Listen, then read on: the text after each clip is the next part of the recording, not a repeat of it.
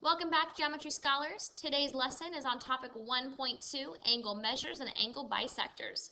Today's essential question is how can you use tools of the trade or concepts to describe the construction of geometric figures?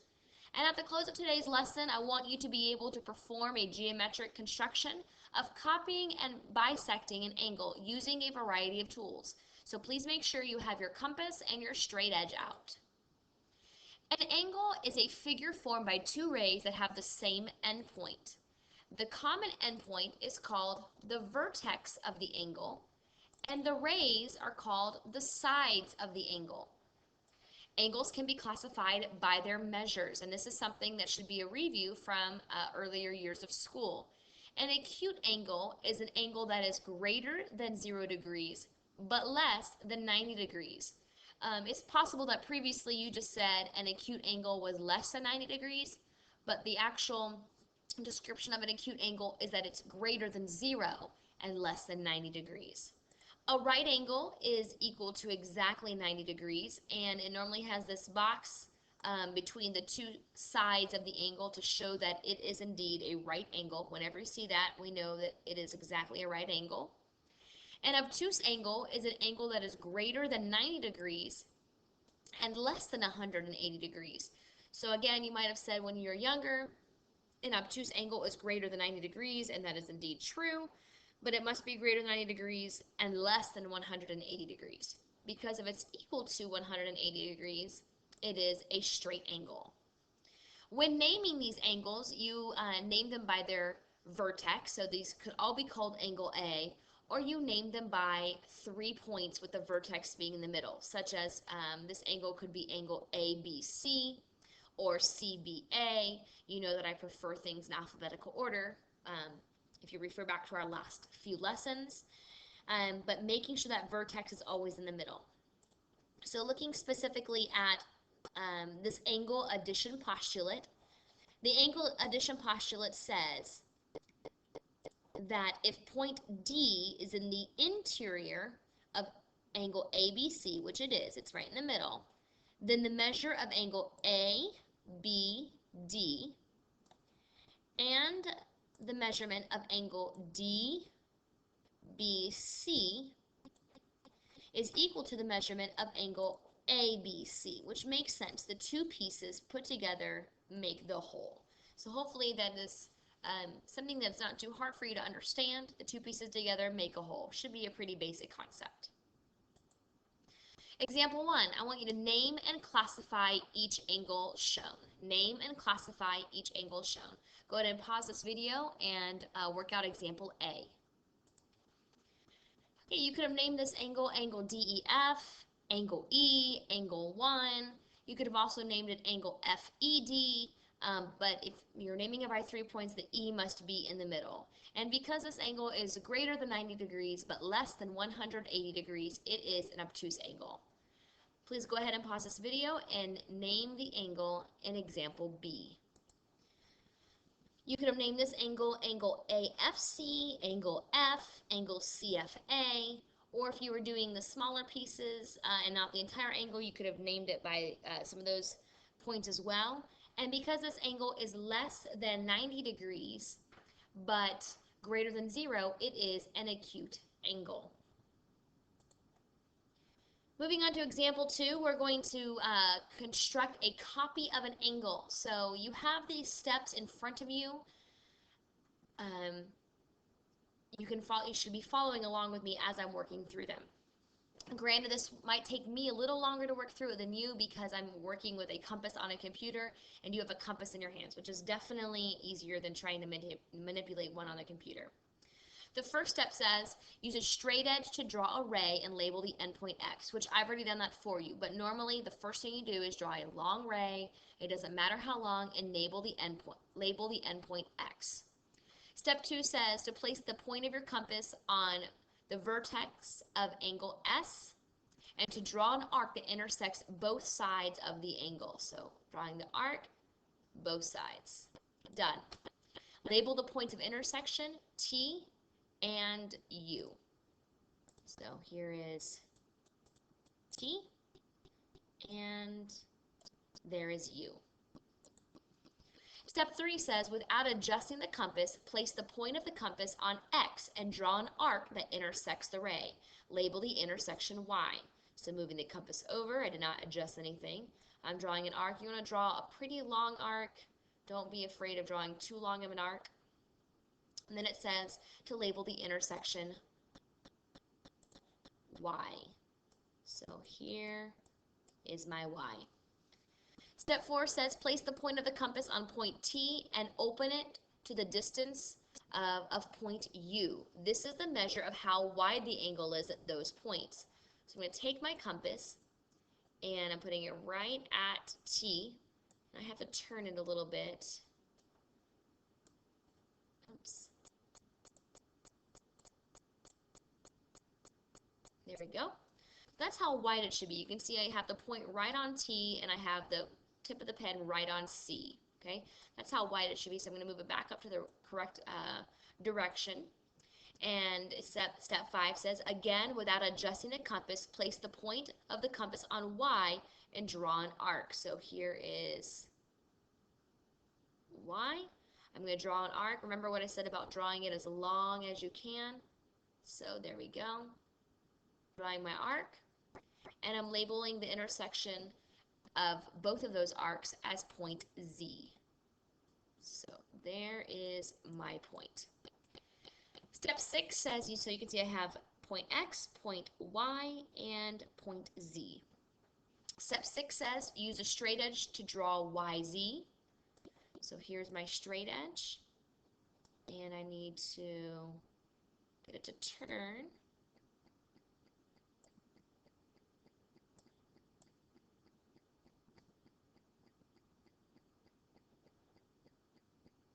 It doesn't always like to turn.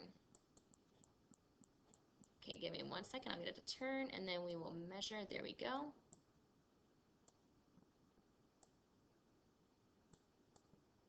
And it likes to move as we turn. That's why this is a little bit easier doing it on by hand. Okay, and now I can take it, and I draw my line. And voila, there is my new angle. And it is an exact copy of angle S. I can call this angle angle X, or angle ZXY, or angle YXZ, as long as X is in the middle. So that is a copy of the original angle. So go ahead and let's move on to the triad. And I want you to copy the angle. So again, step 1, use a straight use a straight edge to draw a ray and label the endpoint X. I will need my measuring tools.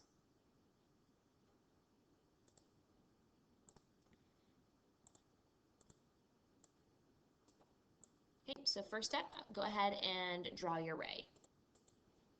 Okay, this is what your ray should look like. Step 2 is to place the point of your compass on the vertex of the angle. So let's take this compass, place it on the vertex of the angle, and we need to draw an arc that is going to intersect both rays. As you can see, I drew an arc that intersected both rays, and I labeled the points G and H. So now I'm going to come down here to my new one, my new point, and draw my ray.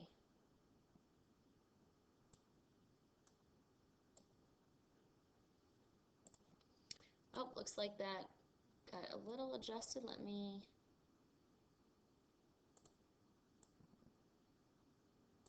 There we go.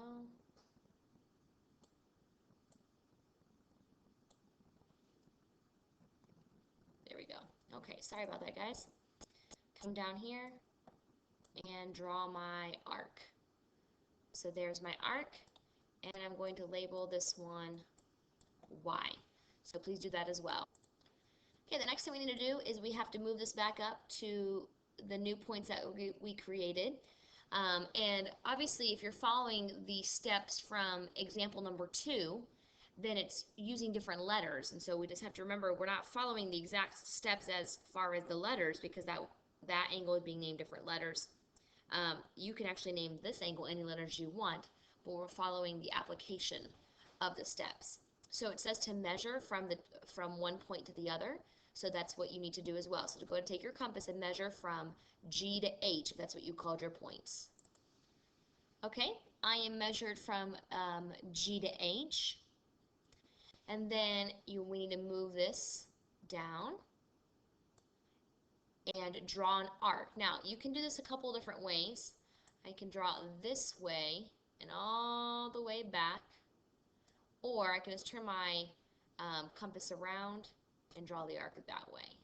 And you can see, I've talked about previously about making sure you draw your arcs as long as possible. Because I did not draw this arc quite long enough, they don't intersect, and that is actually an issue. We definitely need them to intersect. So what you have to do at that point then, if that happens to you, is you have to come back to your original measurements. You have to come back here, and you have to measure it how wide it is. Come back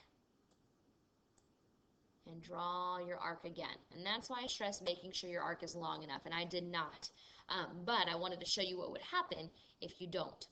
So at that point now, you have your arc and you have a new intersection, and label that one. I'm going to label it Z. Okay, so we've completed through step 5. So now the last step is to take the straight edge and draw X, Y, Z. So we're going to take your straight edge and draw X, Y, Z.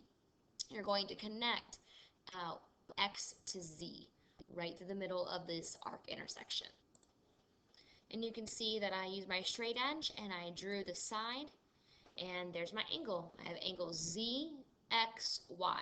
And yes, I know that this ray is a shorter ray and this ray is a longer ray, but that doesn't matter in angles, because angles are all about the measurement of them, not the length of the sides. Okay, so there's my exact copy. And don't worry if this took you a while. I know it did. We'll be doing more of these in class. That's actually why we're doing notes at home for reasons like this, where you can learn about it at home, and then we will do multiple practice problems in class together. Okay, so just making sure you're following the steps quite well. So now we're going to move on. Our next thing our note says, what does an angle bisector do? An angle bisector is a ray that divides an angle into two angles that both have the same measure. Angles that have the same measurement are congruent angles. In some of our previous notes, we talked about that bi means two. So when we bisect something, we're cutting it in half. So an angle bisector is cutting an angle into two equal pieces. So now we're going to use a compass and a straight edge to construct the bisector of angle M. So step 1 says to place the point of the compass on the vertex M and draw an arc that intersects both sides of the angle. So here's your compass. Make sure you put your compass right where it belongs. And I'm going to draw an arc that intersects both sides of the angle. Nice and long, just like that. Don't want the same mistake as last time. Okay, and then it says to label the points P and Q. So I'm going to come up here. Again, I like to start, I go alphabetical order, top to bottom or left to right. There's my P, there's my Q. Then it says to place the point of the compass on P and draw an arc in the interior of the angle. So here is P, and I'm going to draw an arc in the interior. It doesn't matter how wide. I can go wide, I can go longer, that doesn't matter. So I'm going to go right about here, 86 degrees, draw an arc. Step 3, without adjusting the compass, place the point of the compass on Q and draw another arc that intersects with the last arc. So here I am on Q. I draw another arc, and it needs to intersect with the last one. Label the intersection of the arcs R. There's my R. Then use a straight edge to draw MR. I use my straight edge to draw ray MR, and there I have. I've bisected it, I've cut it in half. So now I have angle PMR and angle RMQ. Remember, M is the vertex, so it must be in the middle. So think about it. If a ray divides an angle into two angles with equal measures, what must be true about the ray? Well, the ray is cutting it in half. The ray is an equal distance from both sides of the angle. Since the ray is cutting the angle in half, so this angle is equal to this angle, the ray is an equal distance from side P and side Q. Now we're going to try it. We're going to bisect the angle. So your first step is to draw an arc that intersects both sides of the angle. And please label those. Point anything you'd like. Hey, you can see that I drew my arc and I labeled them A and B. So now I'm going to move my compass. Step 2 says move it to one of the points and draw an arc in the interior of the angle. So I'm going to stretch out my compass to wherever I like, and I'm going to draw an arc right there, 140. Okay, and then I'm going to come over here to B and do the same thing. Turn it this way. Oops. No, I will not. 152 degrees. I'm sorry, that's where I was, 152 degrees. And I'm going to draw my arc. And you can see again, I did not make a long enough arc. I hate it when that happens, but it's good experience for you guys to see what happens if you don't make long enough arcs. There we go.